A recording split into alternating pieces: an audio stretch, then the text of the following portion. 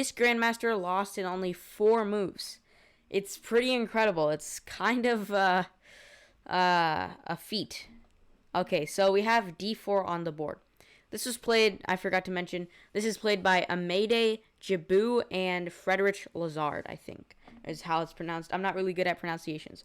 But this was played at a chess cafe in Paris, so it is most definitely a valid and official game. It's the shortest registered chess game in history.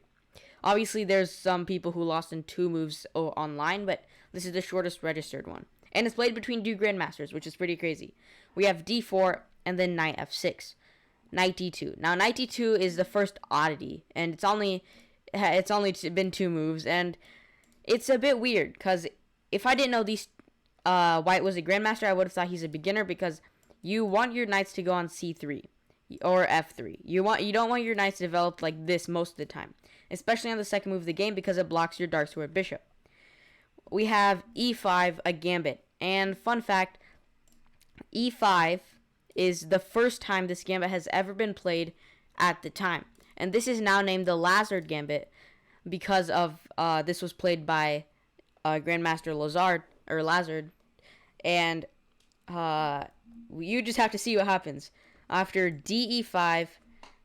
Just basically gambiting a pawn, and we have knight g4. Now this knight is a bit annoying, but you also notice this knight is attacking the pawn, and basically the point of a gambit is just to give up this d pawn again, trade, and then get natural development like this. And you notice that this knight is really annoying, and that's what White thought, and he played h3. h3 basically loses on the spot to a brilliant move, which is knight e3.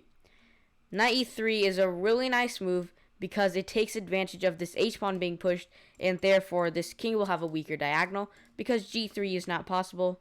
For example, if you take this knight, the queen h4 is mate in 2 because this queen basically smothers this king to death on the only diagonal it can escape, and after g3, it's checkmate.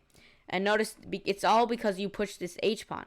If this h-pawn was on h2, then you could push g3, protected by the h-pawn, but now it's not there, and this diagonal gets severely weakened. But what happens if you don't take? Well, if you don't take, you're going to lose this queen, because this queen is smothered to death, and you lose like that.